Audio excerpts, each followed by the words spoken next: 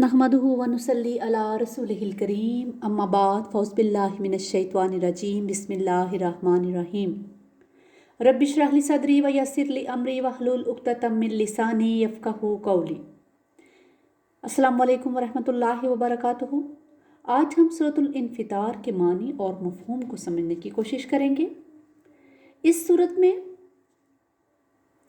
इस मौजू पर बात की गई है कि जब क़यामत बर्पा हो जाएगी और हर शख्स को उसके अमाल की तफसील से आगाह कर दिया जाएगा तो उसका क्या नतीजा निकलेगा। इसलिए इस सूरत में इस मौजू पर रोशनी डाली गई है कि अगर ये रास्ता अख्तियार करोगे तो उस मंजिल पर पहुंचोगे और अगर दूसरा तर्ज अमल अपनाओगे तो दूसरे अंजाम से दुचार होगे। बिस्मिल्लाहिर्रहमानिर्रहीम। शुरू अल्लाह के नाम से जो बड़ा मेहरबान निहायत रहम वाला है। इज़्ज़स समाउन फतरत, जब आसमान फट जाएगा। व इज़ल कवाकिबुन तसरत, और जब तारे बिखर जाएंगे। व इज़ल बिहारु फुज्जिरत, और जब समंदर फाड़ दिए जाएंगे।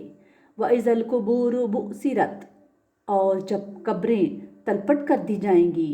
अलिमत नफ्सुम मा कद्दमत व अहरत, उस वक़्त हर जान जान लेगी कि उसने आगे क्या भेजा और पीछे क्या छोड़ा। यानी उस दिन हर शख्स को साफ साफ इस बात का इल्म हो जाएगा कि उसने क्या क्या अच्छे या बुरे अमाल आगे भेजे थे और उनके क्या नताइज हैं। इस मज़मून की वजाहत जो है इससे पहले सूरत क़यामा की आयत नंबर 13 में भी की जा चुकी है कि क़यामत के दिन हर इंसान को बता दिया जाएगा कि उसने किस चीज़ को आगे किया था और किस चीज़ को पीछे रखा था। यानी दुनिया और आखिरत में से उसने किस को मुकद्दम रखा था और किस को मुअख्खर किया था। या अय्युहल इंसानु मा गर्रका बिरब्बिकल करीम, ए इंसान तुझे किस चीज़ ने धोखे में डाल दिया है अपने रब्बे करीम के बारे में। जाहिर है कि ये काम सिर्फ शैतान मरदूद ही करता है कि वही इंसान को अल्लाह ताला के बारे में धोखे में डालता है। कुरान पाक में अल्लाह पाक ने फरमाया कि वो बड़ा धोखेबाज तुम लोगों को अल्लाह के बारे में कहीं धोखे में मुब्तला ना कर दे। लेकिन अल्लाह ताला की तरफ से तमाम तर तंबीहात के बावजूद भी अक्सर औकात इंसान शैतान के इस जाल में फंस जाते हैं। इस मकसद के लिए शैतान जो है वो मुख्तलिफ हरबे और चालें आजमाता है। मसलन एक दीनदार शख्स को अहम फ़राइज़ से हटाने के लिए वो नवाफल और ज़िक्र अज़कार का पुरकशिश पैकेज पेश कर सकता है कि तुम अकामत दीन और दूसरे फ़राइज़ दीनी का ख्याल छोड़ो और सिर्फ अल्लाह का कुर्ब हासिल करने के लिए रातों को जागने और तहज्जुद की पाबंदी पर तवज्जो दो। और एक और बात है कि आम मुसलमानों के लिए इसकी बहुत ही एक तेज़ बहदफ चाल है कि अल्लाह ताला गफूर रहीम है, वो अपने बंदे को छोटी छोटी खताओं पर नहीं पकड़ेगा बल्कि वो तो बड़े बड़े गुनाहों को भी माफ़ कर देता है। और हकीकत यही है कि हमारे यहाँ ज़्यादा बेअमली की सबसे बड़ी वजह शैतान की यही चाल है। बल्कि इस दलील के सहारे अक्सर लोग गुनाहों के बारे में बड़े नडर और बेबाक हो जाते हैं। इस आयत में इंसान को यह दावत दी जा रही है कि ए अल्लाह के बंदे, तुम्हारी बेअमली की वजह कहीं ये तो नहीं कि शैतान ने तुम्हें अल्लाह ताला की शान गफ़ारी के नाम पर धोखे में मुब्तला कर दिया है। अल्लाज़ी खलक़का फ़सव्वका फ़अदलक, जिसने तुम्हें तहलीक किया फिर तुम्हारे नोक पलक सवारे फिर तुम्हारे अंदर इत्तेदाल पैदा किया। यानी तुम्हारी तहलीक के अंदर तवाज़ुन और खूबसूरती का यह पहलू गोया इस हकीकत पर गवाह है कि अल्लाह ताला हर मामले में इत्तेदाल को पसंद फरमाता है और वो क़यामत के दिन भी इंसानों के साथ अदल इंसाफ का मामला फरमाएगा ताकि गुनाहगारों को करार वाकई सज़ा मिल सके और नेकोकार अपनी नेकियों का पूरा पूरा बदला पाए। मगर तुम लोग हो कि अपने हालत के बारे में ही धोखे में मुब्तला हो गए हो।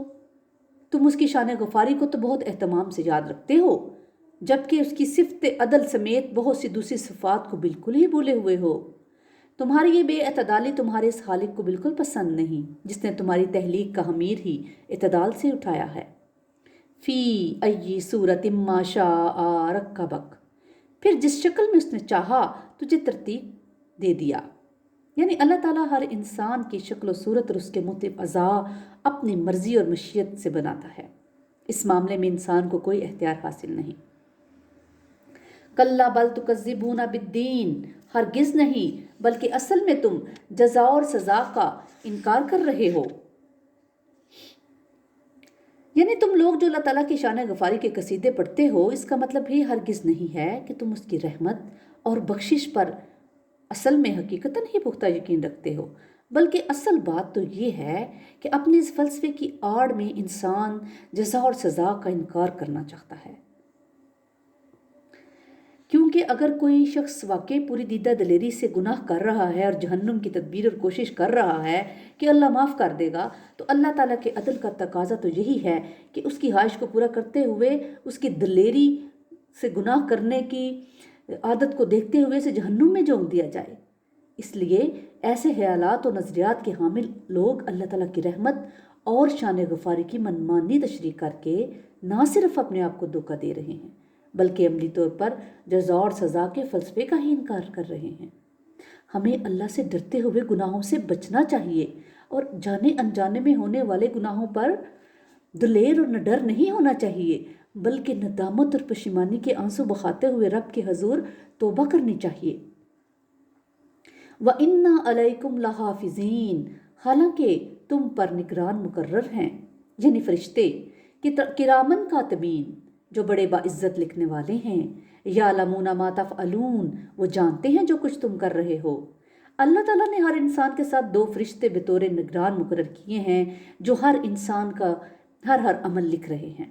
اب اگر کوئی یہ چاہتا ہے یا سمجھتا ہے کہ اللہ تعالیٰ کو انسانوں کا حساب لینا منظور نہیں، تو گویا وہ یہ بات ثابت کرنا چاہتا ہے کہ فرشتوں کو بطور نگران مقرر کرنا فضول ہے اور یہ سب کار عبث ہے کہ وہ انسانوں کے اعمال کا ریکارڈ مرتب کرے۔ ایسے حالات کے حامل لوگوں کو معلوم ہونا چاہیے کہ کار عبث اللہ تعالیٰ کے شایان شان نہیں، وہ احتساب ضرور کرے گا اور اس احتساب کے نتائج بھی ضرور نکلیں گے۔ اللہم حاسبنا حسابا یسیرا ان الابرار لفی نعیم، یقیناً نیکوکار بندے نعمتوں میں ہوں گے، وان الفجار لفی جہیم، اور یقیناً فاسق و فاجر جہنم میں ہوں گے۔ اللہم انا اسألک الجنۃ الفردوس واعوذ بک من النار، آمین۔ یصلونہا یوم الدین، داخل ہوں گے اس میں جزا اور سزا کے فیصلے کے دن، وما ہم عنہا بغائبین، اور وہ اس سے کہیں غائب نہیں ہو سکیں گے۔ ظاہر ہے کہ جہنم سے باغ نکلنے کا نہ کوئی راستہ ہوگا اور نہ ہی کسی میں باغ جانے کی قدرت یا طاقت ہوگی۔ وما ادراک ما یوم الدین، اور تمہیں کچھ معلوم ہے کہ روز جزا کیا ہے؟ ثم ما ادراک ما یوم الدین، پھر کیا تمہیں کچھ اندازہ ہوا کہ روز جزا کیا ہے؟ یوم لا تملک نفس لنفس شیئا والامر یومئذ للہ، جس روز کسی جان کو کسی دوسری جان کے لیے کوئی اختیار حاصل نہیں ہوگا اور معاملات امر کل کا کل اس دن اللہ ہی کے ہاتھ میں ہوگا۔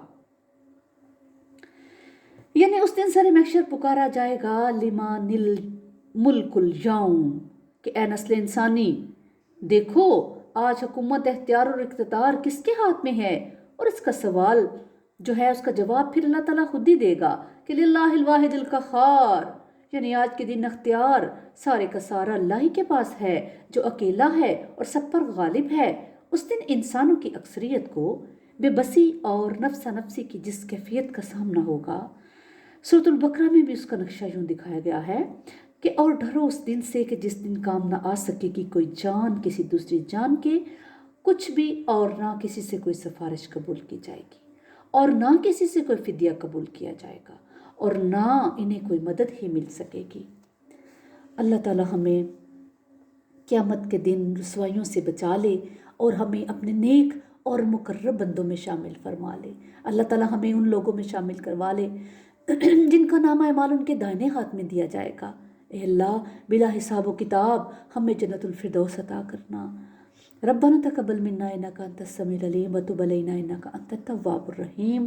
سبحان ربک رب العزۃ عما یصفون وسلام علی المرسلین والحمد للہ رب العالمین۔